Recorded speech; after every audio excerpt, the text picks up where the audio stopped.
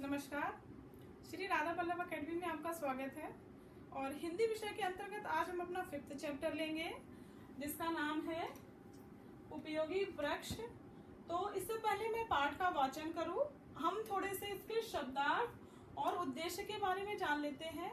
तो हमारा जो पाठ है उपयोगी वृक्ष, उसका उद्देश्य क्या है बच्चों को पढ़ाने के लिए, कि बच्चों को वृक्ष के महत्व को बताना, साथ ही जिससे प्रकृति के प्रति उनका प्रेम बढ़ सके। यानी जो हमारा चैप्टर है आज का, उसके जरिए हम क्या जानेंगे कि वृक्ष हमारे लिए कितने उपयोगी है, और साथ ही साथ ये भी जानेंगे कि जब हमें पता चल जाता है कि हमारे वृक्ष हमारे लिए कितने उपयोगी हैं, तो हमारा प्रकृति के प्रेम जो है वो बढ़ जाता है। तो हम थोड़े से शब्दार्थों के बारे में जान लेते हैं। तो हमारा पहला शब्द है सृष्टि। सृष्टि का अर्थ होता है दुनिया, वर्ल्ड या फिर संसार। 5 तत्व। 5 तत्व से मतलब हम लोग मम्मी पापा से ये कहते सुनते हैं ना कि शरीर क्या है या ये पूरा ब्रह्मांड क्या है, सिर्फ 5 तत्वों से ही बना है। या फिर आपने शक्तिमान जो सीरियल आता था, अगर उसको देखा हो, कभी कभार आ जाता है, तो उसमें भी ये सब बताया गया है। तो 5 तत्व कौन से हैं? आकाश मतलब स्काई, अग्नि मतलब फायर, जल वाटर, पृथ्वी यानी अर्थ, और वायु, वायु तो आपको पता है एयर। दूषित का मतलब होता है गंदा। औषधि का मतलब होता है दवाई या फिर मेडिसिन। मूल्यवान यानी कि कीमती।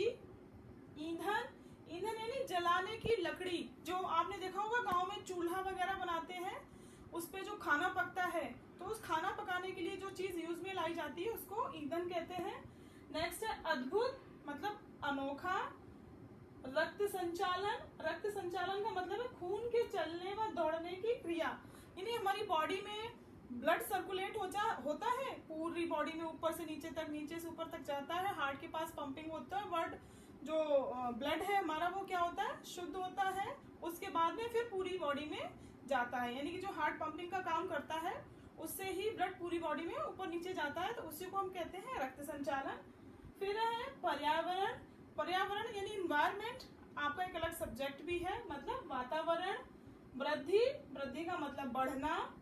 फर्नीचर, फर्नीचर का मतलब है लकड़ी का सामान। तो ये वर्ड मीनिंग आपको समझ में आ गए हैं। और अब मैं अपना पाठ का वाचन शुरू करूंगी और आप लोग अपनी बुक लेकर आ जाइए। मैं पढ़ती जाऊंगी और साथ साथ आप भी केयरफुली उसको सुनती चलिए। हमारा 5वां पाठ है उपयोगी वृक्ष।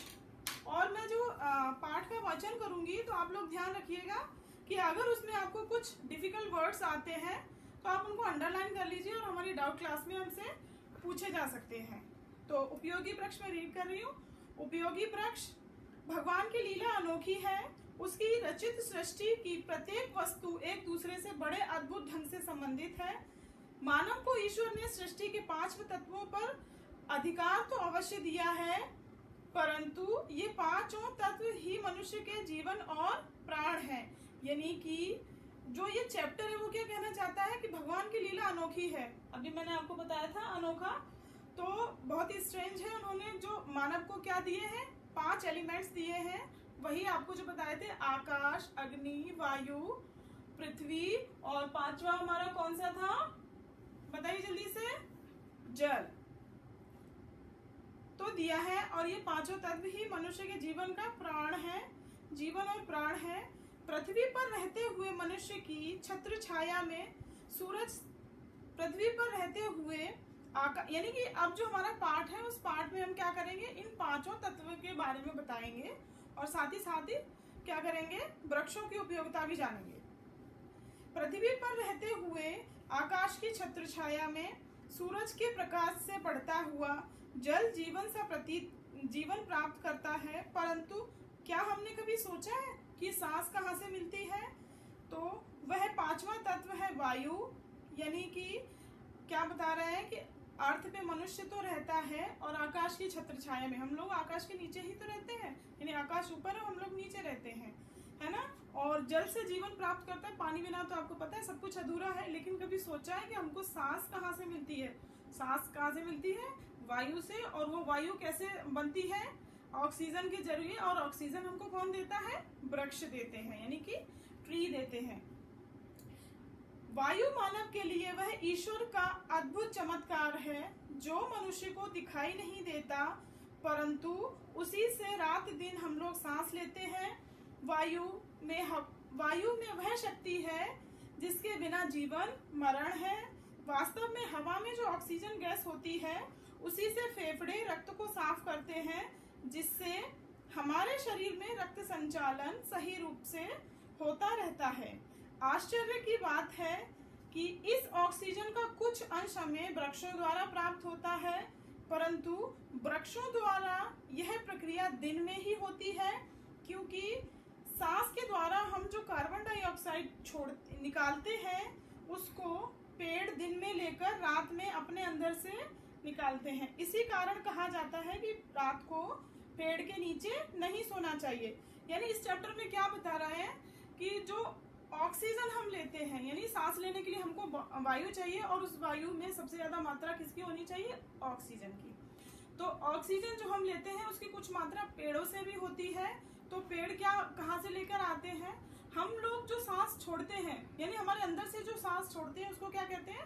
Carbon dioxide. और इसका जो जब आप साइंस पढ़ेंगे बड़ी क्लासों में तो इसका जो वो सूत्र है उसको बोलते हैं CO2, और ऐसे ही का जो ऑक्सीजन है वो है O2, है ना। और यही इन्हीं चीजों से मिलकर, यानी हाइड्रोजन और ऑक्सीजन मिलकर क्या बनाते हैं? पानी बनाते हैं, और उसका बन जाता है फॉर्मूला H2O, है ना। तो जब आप बड़ी क्लास में आएंगे, साइंस में जब ये चीजें पढ़ेंगे तब आपको समझ में आएगी। इसीलिए कहते हैं कि रात को पेड़ के नीचे नहीं सोना चाहिए। क्यों नहीं सोना चाहिए? क्योंकि रात को पेड़ भी जो है वो कार्बन डाइऑक्साइड छोड़ते हैं। सच तो यह है कि आज के समय में गाड़ियों और कल कारखानों से निकलने वाला धुआं वायु को दूषित करता है, जिससे अनेक प्रकार की बीमारियां हो जाती हैं। अतः हवा को दूषित होने से वृक्ष ही बचा सकते हैं, क्योंकि पौधे ही हवा को शुद्ध करते हैं। स्पष्ट है कि हम जितने पेड़ लगाएंगे उतनी ही अधिक शुद्ध हवा हमें मिलेगी। वास्तव में पेड़ पौधे हमारे लिए बहुत उपयोगी हैं। यानी क्या कहना चाहते हैं कि जो वृक्ष होते हैं उनका बहुत ज्यादा महत्व होता है। वही जो कारखानों से धुआं निकलता है, आपने देखा है आजकल कितनी सारी फैक्ट्रियां चल रही हैं जिसमें बहुत सारा प्लास्टिक का सामान बनता है, कपड़े बनाए जाते हैं, कुछ लोहे के औजार, जूते, चप्पल, जाने क्या क्या चीजें होती हैं जिनके लिए अलग अलग कारखानों की जरूरत पड़ती है, और उन सभी से बहुत गंदा धुआं निकलता है या बहुत गंदा पानी निकलता है। तो उसको शुद्ध कौन करता है? वृक्ष करते हैं। तो इसी की उपयोगिता हम आगे जानेंगे। वास्तव में पेड़ पौधे हमारे लिए बहुत उपयोगी हैं। फर्स्ट है, हवा को शुद्ध करने के लिए हमारे आसपास पेड़ों का होना बहुत आवश्यक है। यानी कि पर्यावरण को आप शुद्ध बनाएंगे, अपना एटमॉस्फेयर शुद्ध बनाएंगे, उसके लिए क्या है? हमको पेड़ लगाने चाहिए। यानी पौधे जितने ज्यादा से ज्यादा मात्रा में होंगे हमारा पर्यावरण उतना ही अधिक शुद्ध होगा। नेक्स्ट है हमारा, पेड़ पौधे हमें फूल और सब्जियां देते हैं। तो आपको पता है कि पेड़ पौधे क्या देते हैं? जैसे अमरूद है, आम है, ये इस तरह के फल देते हैं आपको। और उसके बाद में फ्रूट्स जैसे आम, पपीते, ये सब मैंने आपको बता दिया। इसके साथ ही सब्जियां भी देते हैं, जैसे भिंडी का पेड़ है, मिर्ची का पेड़ है, गोभी है। तो ये आपको क्या देते हैं? तोरई हो गई आपने, ये जो जितने भी चढ़ने वाली बेलें वगैरह होती है, ये सब क्या होता है? ये सब इसी के अंतर्गत आ जाती हैं। जो पेड़ फल नहीं देते वे गर्मियों में छाया और ठंडी हवा का सुख देते हैं। यानी कि बहुत सारे आपको पता है कि पेड़ ऐसे होते हैं जो किसी भी तरह का फल नहीं देते, जैसे बरगद का पेड़ है, नीम का पेड़ है। इनके जो फल है वो हमारे खाने में उपयोगी नहीं है, लेकिन इनकी छांव इतनी घनी होती है कि ये गर्मियों में हमको ठंडी हवा देते हैं। पेड़ पौधे से जड़ी बूटियां और औषधियां तैयार की जाती हैं। आपको पता है छोटी मोटी चोट खरोच जो हो जाता है या औषधियां बनाई जाती हैं, वो किससे बनाई जाती हैं? पेड़ पौधों से। पहाड़ी स्थानों पर सड़कें, पुल बनाने के लिए इनका प्रयोग किया जाता है। वृक्ष भूमि का कटाव रोकते हैं। यानी जो हिली एरियाज होते हैं, यानी पहाड़ होते हैं, माउंटेन्स, वहां पर क्या होता है? वृक्षों का यूज किया जाता है। किसमें? लकड़ी फंसाकर। आपने देखे होंगे जब आप उत्तराखंड में जाते हो तो जो गंगा नदी पर पुल मिलता है वो लकड़ी का बना हुआ है। ऐसे बहुत सारे पुल हैं जो लकड़ी के बना दिए जाते हैं। कुछ जो पहाड़ों पर रहने वाले लोग हैं वो हर जगह तो सड़क बनानी पॉसिबल नहीं होती, तो वो क्या करते हैं? वो लकड़ी का टेम्परेरी पुल बना लेते हैं जिससे वो नदी के ऊपर आ जा सके। और जो वृक्ष होते हैं वो भूमि के कटाव को रोकते हैं, यानी कि आपने देखा होगा नदियों के किनारे बहुत ज्यादा सॉइल इरोजन होता है, यानी कि मिट्टी कट कट के बह जाती है। तो वो क्यों बहती है? क्योंकि पेड़ नहीं होते। अगर वहाँ पे पेड़ लगे होते हैं तो मिट्टी, जो पेड़ों की जड़ें होती हैं वो मिट्टी को कवर करके रखती है, जिसकी वजह से मिट्टी बहकर नहीं जाती है। वृक्षों के द्वारा हम वर्षा में भी वृद्धि होती है, यानी जब हमारे पास में पेड़ होंगे तो क्या होगा? वर्षा होगी, क्योंकि जो पेड़ होते हैं वो बादल को रोकते हैं, हवाएं रोकने का काम करते हैं, जिससे कि बारिश होती है। सूखे पेड़ों से हमें जलाने के लिए ईंधन भी मिलता है, यानी वही मैंने बताया आपको, गांव में जो चूल्हा जलता है तो वो क्या होता है कि जो ईंधन होता है वो उसी से प्राप्त होता है। वृक्षों की लकड़ी बहुत ही मूल्यवान वस्तु है, जिसको घर बनाने के लिए, फर्नीचर बनाने के लिए भी हम प्रयोग में लाते हैं। यानी कुछ लकड़ियां ऐसी होती है ना, जो शीशम की हो गई, नीम की हो गई, तो आपके घर में बेड है, कुर्सियां हैं, या फिर और भी बहुत सारी चीजें। आप स्कूल में पढ़ते हो तो टेबल चेयर जो मिलती है वो किससे होता है? किससे होता है? लकड़ी के जो फर्नीचर होते हैं वो हमको वृक्ष से ही प्राप्त होते हैं। महत्वपूर्ण बात यह है कि सभी वृक्षों में पीपल का पेड़ रात को भी ऑक्सीजन देता है, तो संभव है ऑक्सीजन देता है, संभव है, इसी कारण वृक्ष, पीपल के वृक्ष की पूजा होती है। यानी अभी हमने पढ़ा था लास्ट में कि जो सारे पेड़ होते हैं वो क्या देते हैं? रात को कार्बन डाइऑक्साइड छोड़ते हैं, तो हमको उसके नीचे नहीं सोना चाहिए। लेकिन पीपल का एक पेड़ ऐसा पेड़ है जो रात में भी ऑक्सीजन देता है, यानी दिन में देता तो देता ही है, रात को भी देता ही है, हमेशा ही ऑक्सीजन छोड़ता है, जिसकी वजह से शायद हमारे प्राचीन काल से ही जो पीपल के पेड़ की पूजा होती चली आई है। नेक्स्ट है, हमारे देश में बच्चों का जन्म, विवाह, उत्सव आदि पर भी वृक्षों की पत्तियां, फल फूल आदि का प्रयोग शुभ माना जाता है। यानी आपने देखा होगा जब आपके घर में कथा होती है, शादी होती है, तो उसमें आम के पत्तों का प्रयोग किया जाता है, या तुलसी के पत्ते आप लोग जड़ी चाय वगैरह, अदरक या काढ़ा जिसमें भी यूज करना चाहते हैं उसमें प्रयोग कर सकते हैं। और उसको देखा भी होगा आपने कि कथा में पंडित जी वगैरह उसका प्रयोग करते हैं। फिर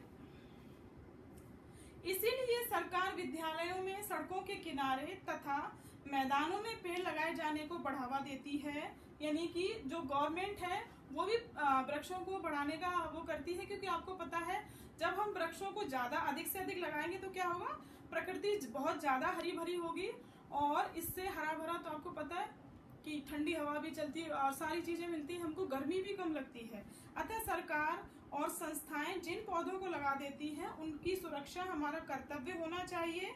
वास्तव में पेड़ हमारे लिए हर प्रकार से उपयोगी होते हैं। यानी जो ये चैप्टर है क्या कहना चाहता है कि सरकार तो हमारी मदद करती ही करती है, साथ ही साथ में हम लोगों को भी पेड़ पौधे लगाने चाहिए, जिससे क्या होगा? हम प्रकृति के नजदीक जाएंगे। और मुझे लगता है ये चैप्टर आपको समझ में आ गया होगा, तो आप लोग घर में ही भी इस चैप्टर को 3 से 4 बार रिपीट करिए, और कोशिश करना है कि कम से कम इन छुट्टियों में आप सभी 2-2 पौधे अपने घर के आसपास जरूर लगाएं, जिससे कि ग्रीनरी बढ़ जाए। और इसी के साथ हम अपने चैप्टर को यहीं पर विराम देते हैं। अगर आपको कुछ दिक्कत आती है तो हमारी सैटरडे जो डाउट क्लास रहती है उसमें मुझसे पूछ सकते हैं। नमस्कार।